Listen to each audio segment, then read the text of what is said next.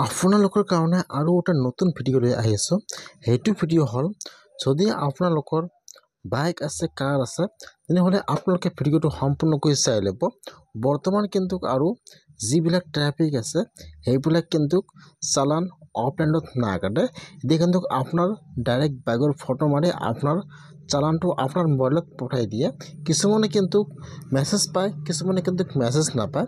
সেইকাৰণে কিন্তু আপোনালোকে কেনেকৈ চেক কৰিব যে আপোনাৰ বাইকৰ চালান আছে নেকি, আৰু যদি আপোনাৰ বাইকৰ ফাইন হৈছে তেনেহ'লে কেনেকৈ আপোনালোকে নিজে আপোনাৰ নিজৰ মোবাইলৰ পৰা অনলাইনত পে' কৰিব।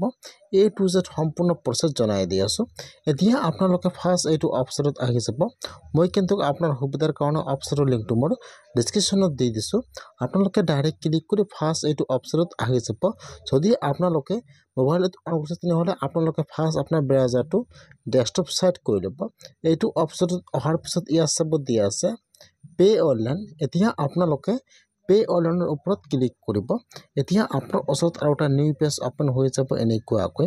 ইয়াত চাব তিনিটা অপশ্যন দিয়া আছে, চালান নম্বৰ আৰু আপোনাৰ বাইক বা কাৰৰ নম্বৰ, আৰু ইয়াত চাব ডিএল নম্বৰ। যিহেতু আপোনালোকে চালান নম্বৰটো নাজানে, যিটো আপোনাৰ গাড়ী বা আপোনাৰ বাইকৰ নম্বৰটো আছে, আপোনালোকে ইয়াত মাজৰ অপশ্যনটো চিলেক্ট কৰি লৈ ল'ব। ইয়াত চাব তিনিটা অপশ্যন দিয়া আছে, আপোনালোকে ইয়াৰ পৰা 2 নম্বৰ অপশ্যনটো বা মাজৰ অপশ্যনটো চিলেক্ট কৰিব। ইয়াত চাব দিয়া আছে আপোনাৰ যিটো গাড়ীৰ নম্বৰ আছে, ইয়াত আপোনাৰ গাড়ীৰ নম্বৰটো ফুল বহাই দিব, আৰু তলত যিটো কেপচা দিয়া আছে এতিয়া আপোনালোকে ইয়াত কেপচাটো বহাই দিব। বহাই দি আপোনালোকে গেট ডিটেইলছৰ ওপৰত ক্লিক কৰিব।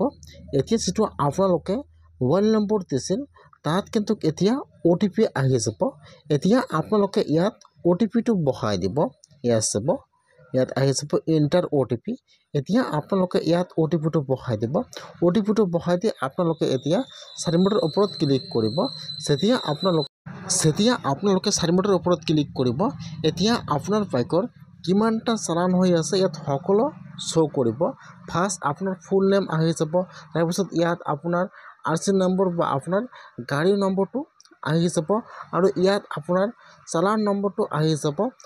এতিয়া আপোনালোকে ইয়াত যাব পাৰিব যে আপোনাৰ কিমান তাৰিখে চেনেলটো বা ফাইনটো হৈছে, ইয়াত সকলো ডেট দিয়া থাকিব। আপোনালোকে ইয়াত প্ৰিণ্টত ক্লিক কৰি আপোনাৰ চালানটো কোনটো ঠাইত বা কোনটো জেগাত কাটিছে আপোনালোকে ইয়াত ফটোটো চাব পাৰিব।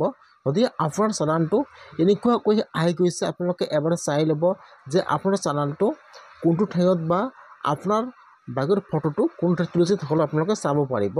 এতিয়া আপোনাৰ যদি আপোনালোকে ইয়াত পে' কৰিব বিচাৰে, আপোনালোকে পে' নাওৰ ওপৰত ক্লিক কৰিব।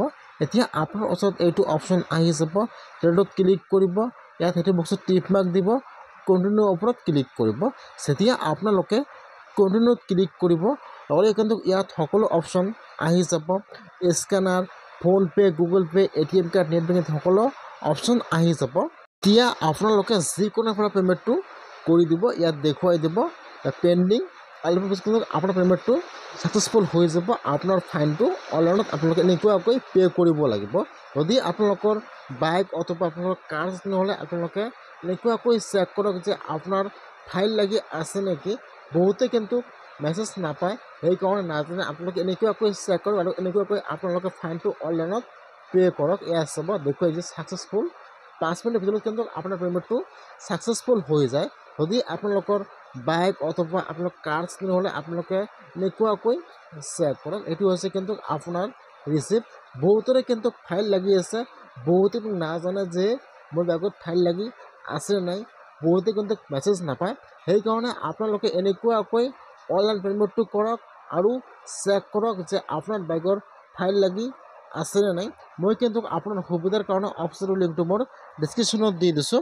আপোনালোকে ডাইৰেক্ট ক্লিক কৰি এইটো অপশ্যনত আহি জানিব পাৰিব।